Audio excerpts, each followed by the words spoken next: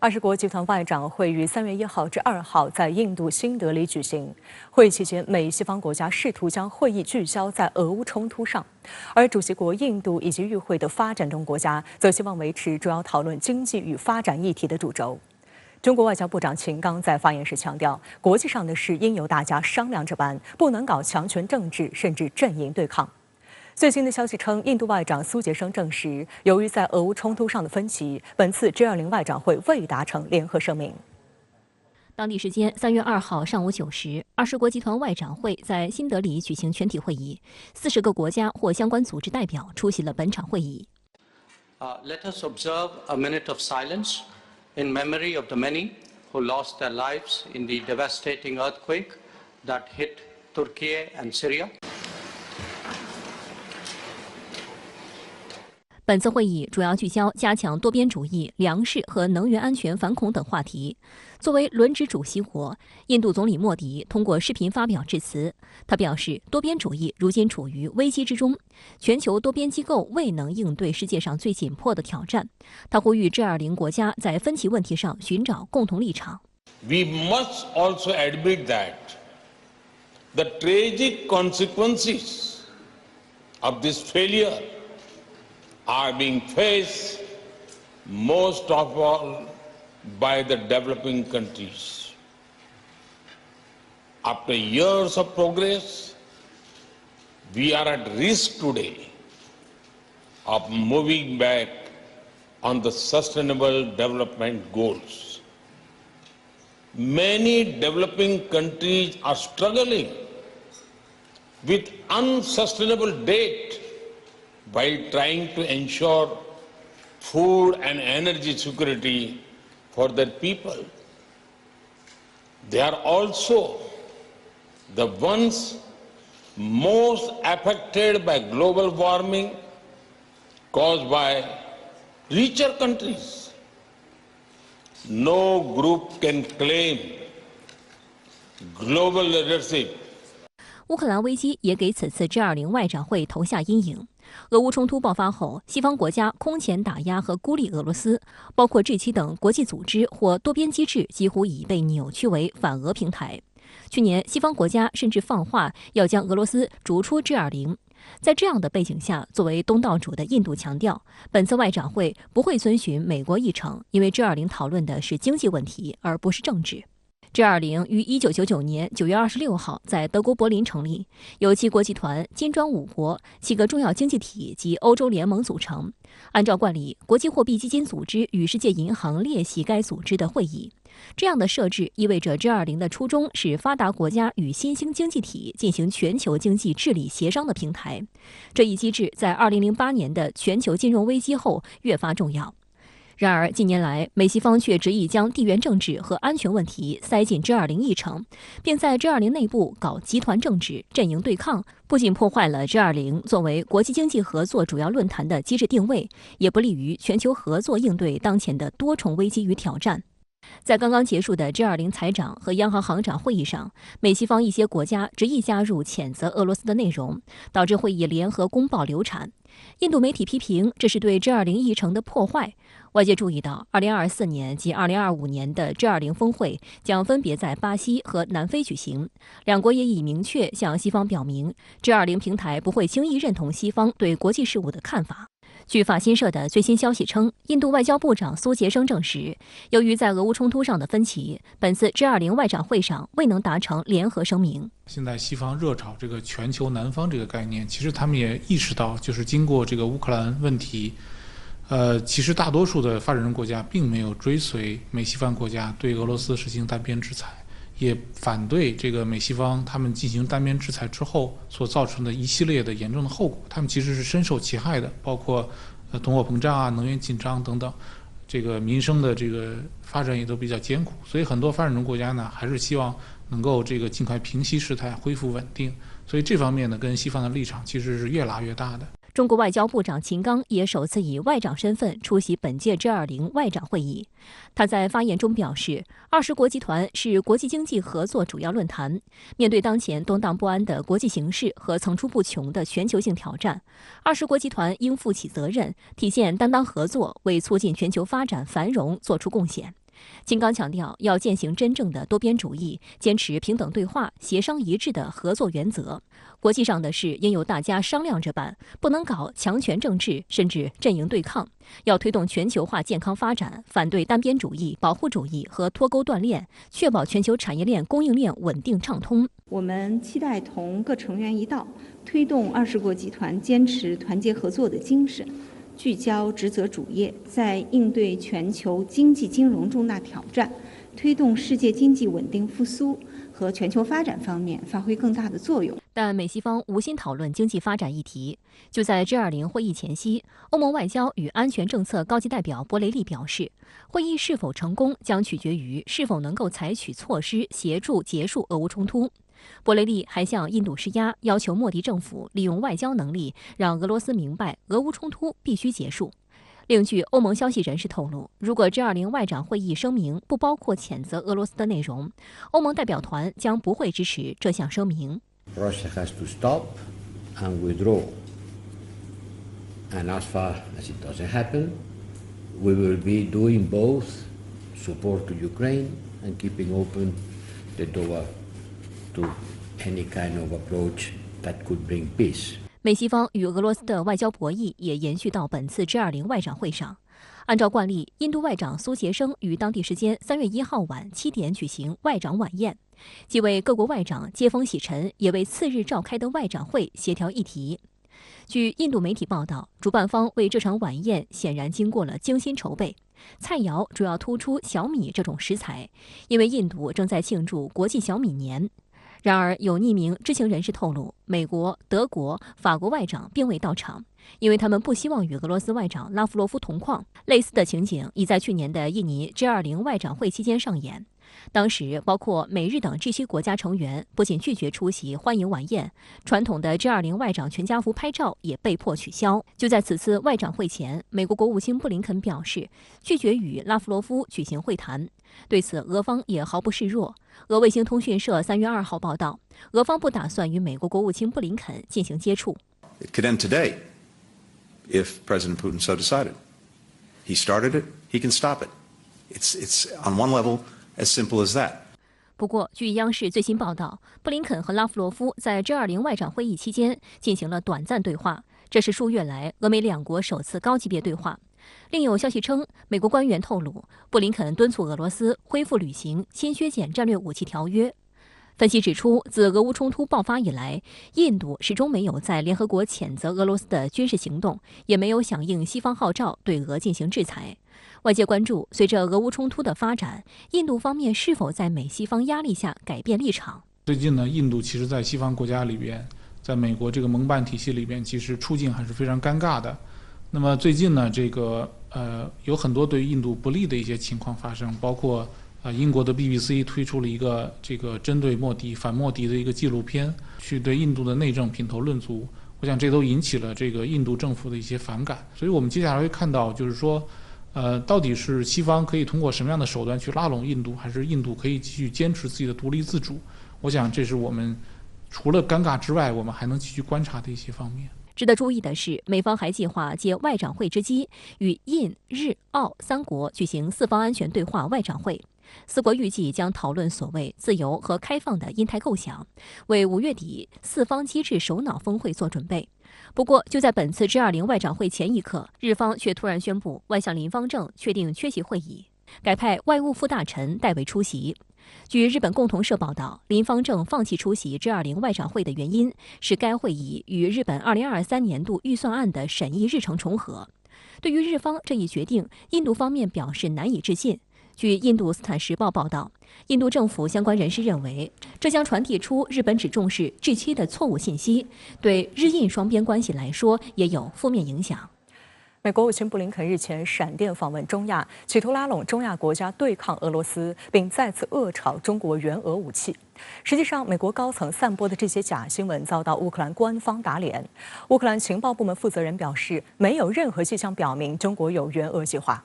外交部发言人毛宁强调，在乌克兰问题上，中国始终坚持客观公正立场，反而是一直向乌克兰战场提供军火的美国应反躬自省，停止混淆视听。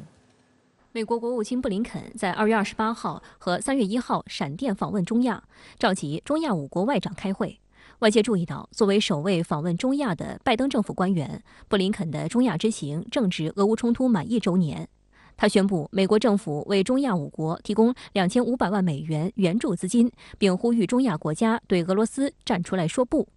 有观察指，作为苏联成员国，中亚国家与俄罗斯关系密切，而冷战结束后，美国依靠大量非政府组织对中亚国家实施渗透，但影响力一直难以扩张。布林肯此访意图借俄乌冲突陷入焦灼之际，向中亚5国兜售美国的价值观。值得警惕的是，布林肯还恶炒中国援俄武器。We did very clearly warn China about the implications and consequences of going through with providing such support. We will not hesitate, for example, to target Chinese companies or individuals that violate our sanctions or otherwise engage in supporting the Russian war effort. 中国外交部发言人毛宁2号在例行记者会上驳斥了布林肯的谬论。在乌克兰问题上，中国始终坚持客观公正立场，致力于劝和促谈，推动危机政治解决。我们始终站在和平一边，站在对话一边。美国一直向乌克兰战场输送致命性武器，还四处煽风点火，散布虚假信息，中方坚决反对。一段时间以来呢，美方频繁抹黑中方在乌克兰问题上的立场，试图为中方制造国际舆论压力。那今天发言人毛宁以大篇幅回应了布林肯近期的涉华负面言论，并且进一步揭批美方在其所声称的尊重主权、领土完整、寻求和平、维护国际秩序、公平正义等方面的双重标准。毛宁敦促美方反躬自省，停止混淆视听，信口开河。过去10天来，美国政府多位高官一唱一和。2月18号，美国国务卿布林肯向哥伦比亚广播公司表示，美方对中方向俄罗斯提供致命性武器支持的可能性表达深切关注。美国总统国家安全事务助理沙利文在2月26号连上3档美国知名电视栏目，声称美方已经以闭门方式将对俄提供致命援助的利害关系后果陈述给中方。美国中情局局长伯恩斯也对媒体表示，我们确信中国正在考虑为俄罗斯提供致命军事装备。此外，美国政府高层还向媒体释放大量所谓的细节。然而讽刺的是，没有一家美国媒体提供了可靠的证据。我们的目标是劝和促谈，所以不管这个美西方怎么炒作，我觉得中方的态度是明确的。现在是一个好真相时代，特别是他们这种对中国的污名化的一个动机背后呢，可能还是要理性的去思考。美方的炒作也遭到冲突当事方乌克兰的打脸。乌克兰情报负责人布达诺夫接受美媒采访时坚称，没有迹象表明中国有援俄计划。对于美方散布的情报，布达诺夫则表示，我是情报部门的负责人，恕我直言，我依赖的不是个别人的观点，只信事实，我没有看到这样的事实。分析认为，中国近期提出和平解决乌克兰危机的方案获得多方赞誉，美国的立场则是给俄乌冲突拱火浇油。对华发起舆论攻击战，就是希望扰乱和破坏其促进乌克兰和平的努力。因为俄乌冲突继续下去符合美国既得利益，以零和的方式战胜俄罗斯，确保其在欧洲的战略利益。要把这个俄乌冲突的火烧到中国身上，那么在这种国际舆论和道义方面对中国进行打压。那么第二一个方面呢，是对中俄关系实施这样一个挑拨离间。那么这样的话呢，把这个分化中俄关系是符合美国的这样一个战略利益。那很显然呢，那么这样一个说辞或者三番五次的去挑拨，我们应该也要引起高度的一个警惕。美国商务部周二正式启动《芯片与科学法案》有关芯片补贴的申请程序实施细则，其中包含针对中国的毒丸条款，要求接受补贴的企业只能在中美之间2选1。但相关细则明显偏袒美国企业，遭到韩国等芯片厂商的不满。美国媒体还爆出，去年落户亚利桑那州的芯片代工厂商台积电也出现了水土不服。当地时间2月28号，美国商务部宣布启动总额达390亿美元的芯片制造与研究补贴申请程序，3月底开始接受申请，6月底截止。根据去年实施的芯片与科学法案，接受补贴的企业还将得到25%的投资税收抵扣，补贴总额约520亿美元。按照细则，美方补贴政策还企图将半导体产业链绑定在美国本土，要求相关企业必须致力于在美国半导体产业进行投资，在美国建造研发设施，必须承诺使用美国生产的钢、铁与建筑材料等。美国商务部长雷蒙多表示，细则的申请条件可能会比许多企业最初预计的难一些。Our vision at the end of this initiative is to make it so that the United States of America is the only country in the world where every company capable of producing leading-edge chips will have a significant R&D and high-volume manufacturing presence in our country. 实际上，拜登执政后继续推进特朗普定下的制造业回流政策。按照美国政府构想，在2030年底前，世界上最先进的芯片必须在美国本土设计和制造。为此，美国商务部已经规划了至少2个新的大规模半导体制造产业集群，其中一处在亚利桑那州，英特尔和台积电等公司在当地都投资了厂房。从这些细则来看的话，拜登政府的目的是非常明确的。当前全球代表着就是芯片产能的最先进的这部分的制造业的话，它是希望能够将这些产业链转移到美国，并且一定要在美国进行这样的实际的生产运营，来弥补美国自身在这个先进芯片制造业这方面的空白也好，或者说不足也好。美国为了将全球先进半导体制造业归拢于美国本土，采取了多种胁迫政策。去年下半年以来，美方施压日本、荷兰等半导体设备出口大国，要求他们加入美方制定的对华技术禁运措施。但彭博社引用资料显示，若停止向中国销售光刻机等产品，荷兰阿斯麦的销售额将减少5%至10%，而美国企业应用材料公司则将丢失25%至30%的销售额。外界还注意到，2月16号，美国主导的芯片四方联盟在台北开会。这一联盟的成员除了美国之外，还包括日本、韩国和中国台湾地区，宣称是一个芯片制造业的产业联盟。会后，台当局透露，这次会议由美方推动，规模不大，讨论了芯片产供链的早期预警机制。美方要求将芯片制造的前端材料和后端需求都纳入这一早期预警机制。观察指出，这与去年美方强制要求日韩和台湾地区企业分享客户订单信息如出一辙，实际上是要窃取企业的商业机密。有韩国媒体用苦不堪言来形容芯片四方联盟的运作。实际上，日本政府也多次以需要向企业征求意见为由，拒绝进一步配合美方要求。事实上，芯片四方联盟去年8月宣布成立，9月首次开会，但到了11月份，就有日本媒体爆出这一联盟彻底破裂的消息。日本产经新闻指出，美方企图用芯片四方联盟来将先进半导体产业链搬到美国，但这也启发了其他成员，例如日本政府也开始挖墙脚，加大了与台积电等的合作。台湾企业也在这方面吃了哑巴亏。美国《纽约时报》近日报道称，台积电在美国亚利桑那州的厂房建设正面临挑战。在上月的财报电话会议上，台积电高层抱怨，受人力开支、许可证、合规性和通货膨胀的影响，美国的建筑成本至少是台湾的4倍。还有承包商透露，实际上成本高达台湾的10倍。建筑承包商中鼎集团董事长杨宗兴表示，当他们就当地工地提供建设报价时，台积电回答是：“你疯了吗？你拿了美国的这个资助，这个钱不说你拿了就拿了。”很明显的，从这新的实施细则来看的话，台积电无疑它会是丧失一部分企业自主的运营权的。而且，由于这个细则还没有完全的制定出来，到底这个超额利润怎么样去计算它？那我觉得话，台积电未来的话，它还是要承担一定的风险的。好，相关话题马上来连线特约评论员管瑶，管先生你好。美国商务部公布芯片法案细则，规定拿到美方政府资助的企业10年内不得对华投资。那您对此怎么看？好的，主持人。那么，美国芯片与科学法案呢，去年已经有国会通过，拜登签字实施。那么被明确作为是拜登政府对华强化全面竞争的主要手段之一。尤其呢，在芯片、人工智能等等高科技领域，美方强行推进对华脱钩断链，搞所谓高科技封堵。那么这份法案呢，也是主要的抓手之一。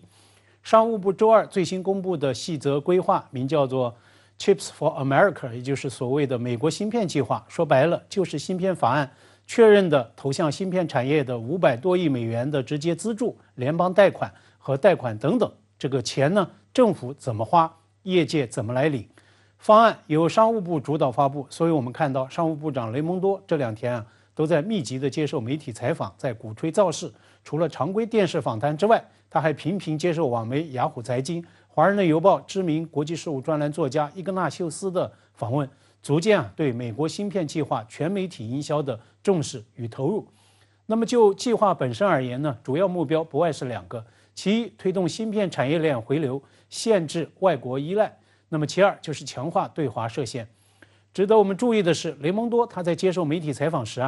反复强调，美国芯片计划不仅是产业行为，也是一项最重要的国家安全举措。他的潜台词再明确不过，美国政府对芯片产业的投资推动以及各种产业限制等等，不仅仅是基于产业逻辑、经济逻辑在做，同样也是基于国安逻辑。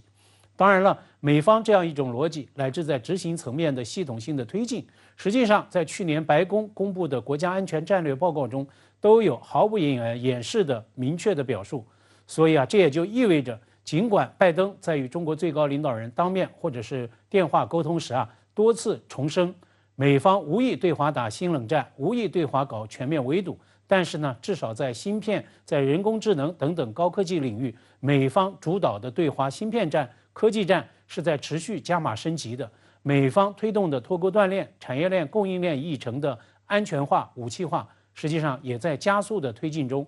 当然了，在此过程中，美方所谓的美国芯片计划一定也会受到各种反弹与反噬。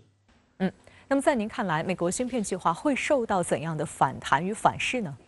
眼前的例子就是全球芯片产业链的这个王者台积电公司的遭遇。众所周知，台积电已经溢值数百亿美元在亚利桑那州升级扩建新厂，未来呢将会在美国本土生产最尖端、最先进制程的芯片。这呢已经被视作是美国芯片计划的头号成果。当初新厂开工建设，那总统拜登以及商务部长雷蒙多都曾带着本土芯片产业上下游的一群巨头前去捧场。那么如此一个样板工程，有政客的加持，有政策的扶持，貌似应该花坛锦簇、顺风顺水，是不是？但是就在上周，《纽约时报》刊出一篇相当震撼的重磅调查报道，指台积电在美项目尽管被视作美国迈向更加自主科技未来的核心工程，但是呢，却在台积电公司的内部在遭遇灵魂拷问。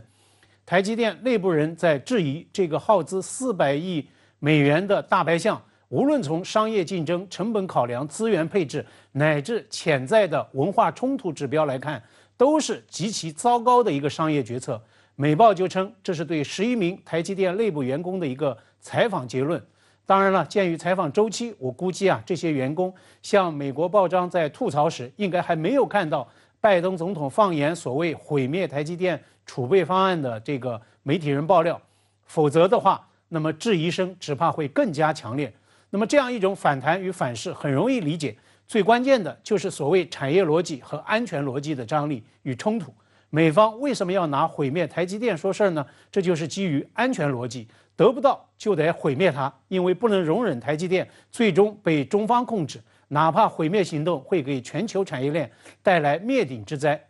拜登被著名调查记者赫什爆料，下令炸毁北溪海底天然气的管道，那么不也是这个战争逻辑在完全压倒经济考量吗？美方不惜以2战后最大规模、经济代价最惨重的基建攻击行动，来彻底锁死德国在俄乌冲突上的立场。所以在我看来，美国芯片计划在强行推进时，它始终面对着双重挑战与压力。首先是对经济与产业规律的挑战与压力，比如台积电美国项目正在遭遇到的内部质疑；其次，美国与它主导的芯片产业联盟其他成员的利益矛盾与协调问题。路透社昨天发自硅谷核心城市旧金山的电稿就称，说芯片业内部人士都在爆料，拜登为芯片资助设定的这个条款正在引发各种心痛后遗症。所谓 heartburn， 就是这样一种台积电式尴尬的真实的写照。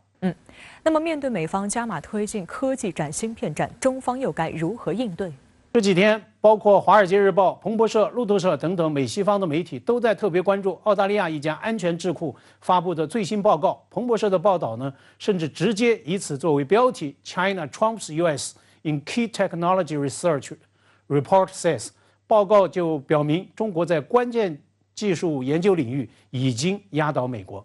澳大利亚安全政策研究所 ASPI， 它所依据重要科研论文引述提及率这一核心指标，对国防、太空、能源及生物技术4大领域44项具有系统及战略重要性的新兴技术门类做评估，就发现中国已经在37项取得令人震惊的领先地位，所谓 astounding lead。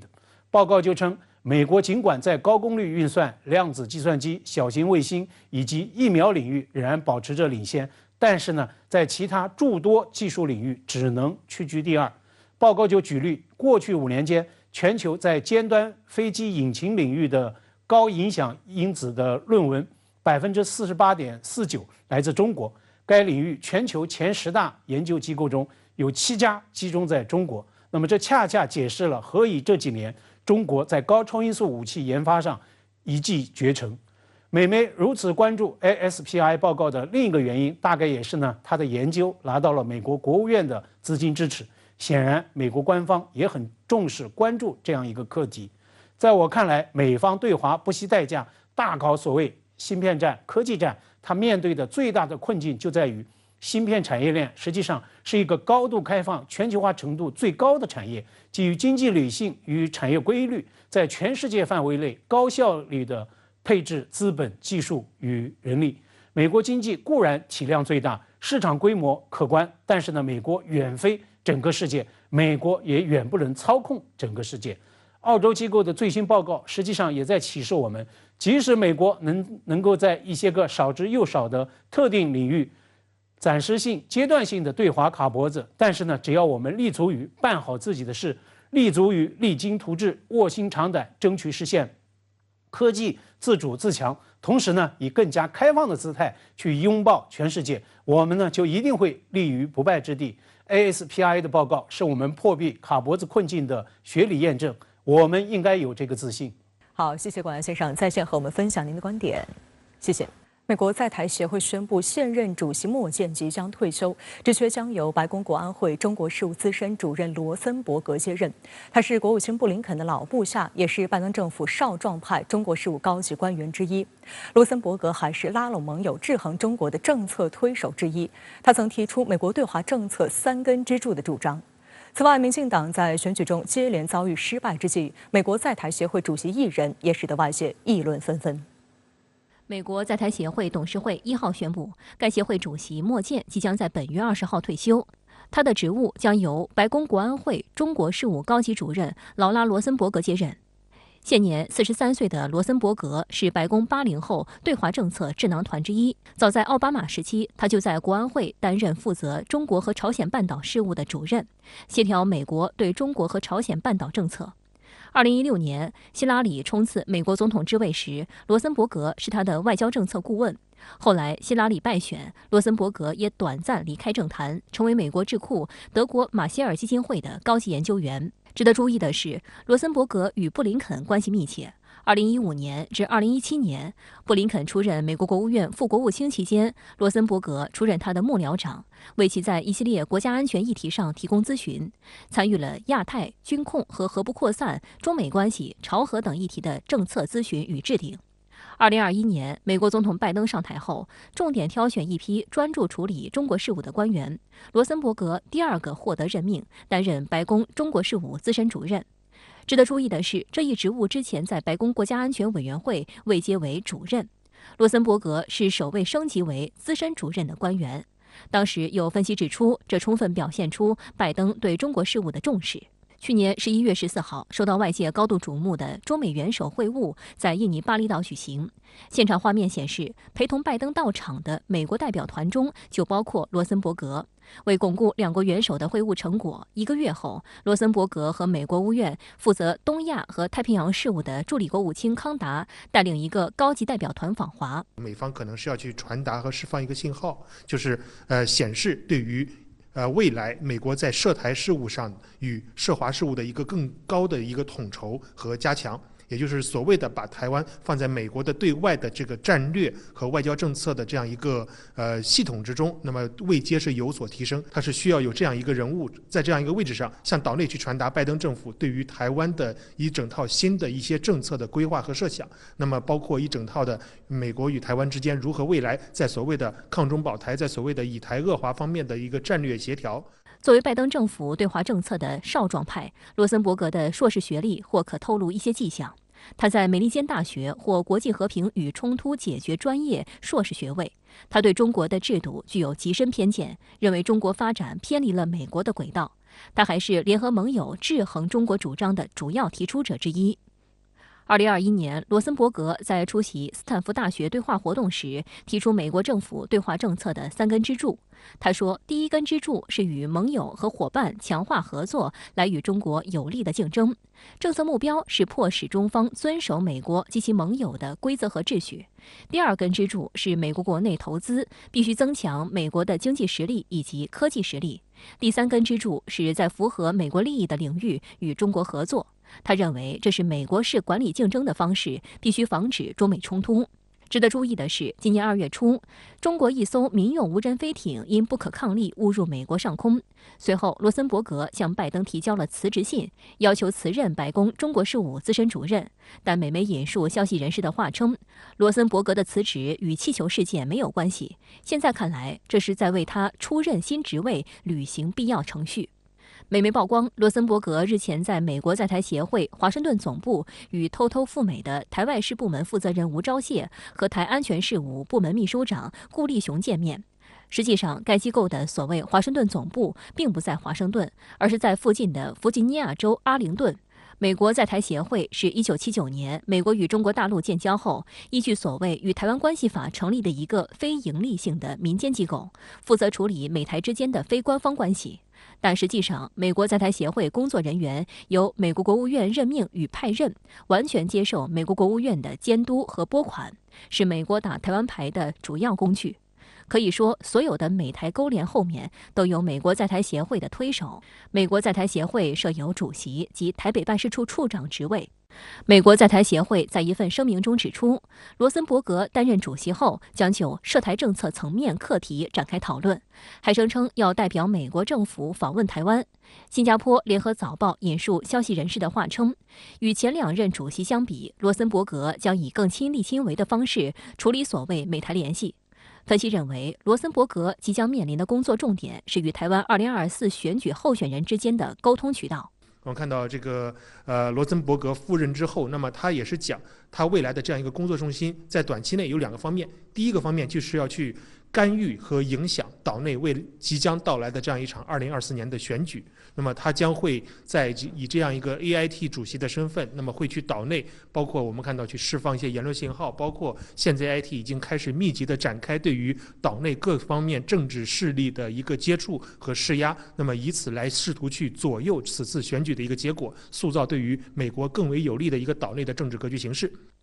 值得注意的是，就在罗森伯格任命宣布的同时，美国国务院3月1号批准新一轮对台军售案，其中包括 F-16战斗机机载导弹及相关设备，包括100枚 HARM 反雷达导弹、200枚阿姆拉姆先进中空导弹以及其他系统和零件，总价值高达6.19亿美元。目前该案已进行知会国会程序，有望在1个月后正式生效。国台办发言人马晓光回应称，坚决反对美国售台武器，敦促美方恪守一个中国原则和中美3个联合公报规定，慎重处理台湾问题。国台办还正告民进党当局，企图以武拒统、以美谋独，注定失败。好，相关话题马上来连线特约评论员刘和平。刘先生你好。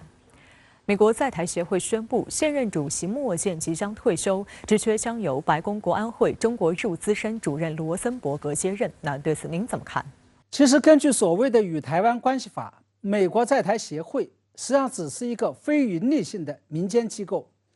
主要负责处理美台之间的包括经贸与文化在内的非官方关系。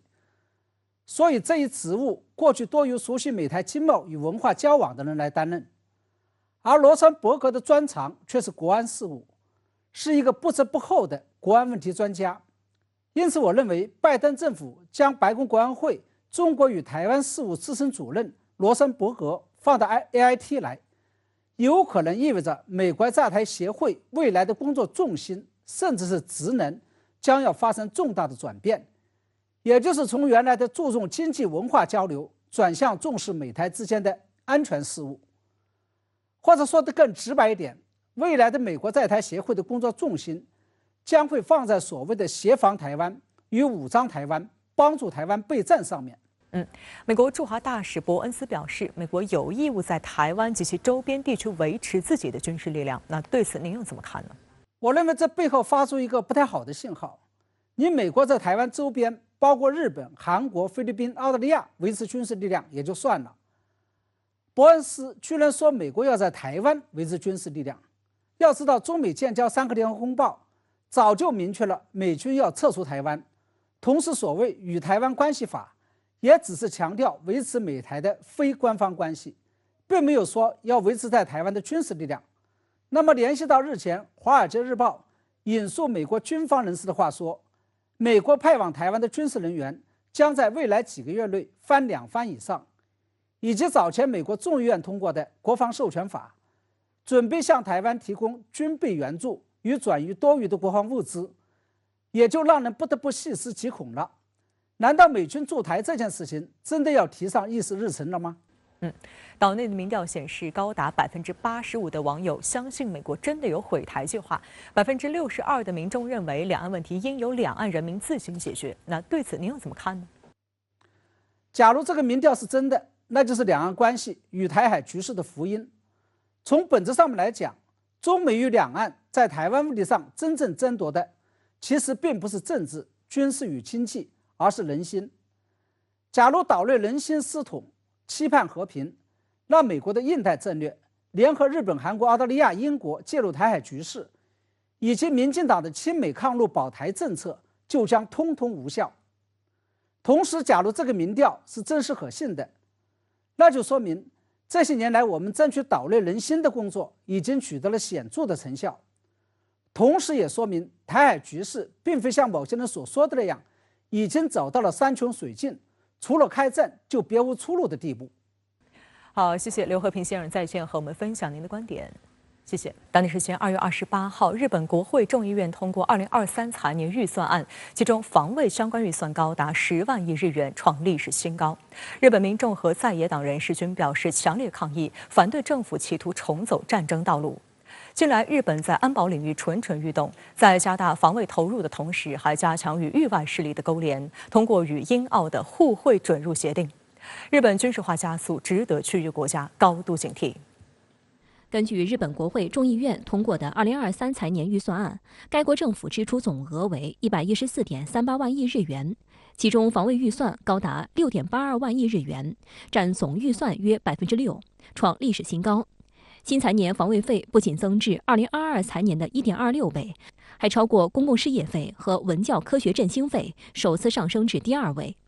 会上，日本立宪民主党、日本维新会、日本共产党等在野党均反对通过该高额预算案，并对伴随防卫费增额而产生的增税方针提出反对，表示将在参院审议中进行追究。日本社民党党首福岛瑞穗表示，若加上超过3万亿日元的强化资金，则新财年防卫相关预算总额将超10万亿日元。此举势必加重国民负担，加剧地区紧张局势，令人担忧。现在日本方面大幅度的增加防卫预算的根本原因是，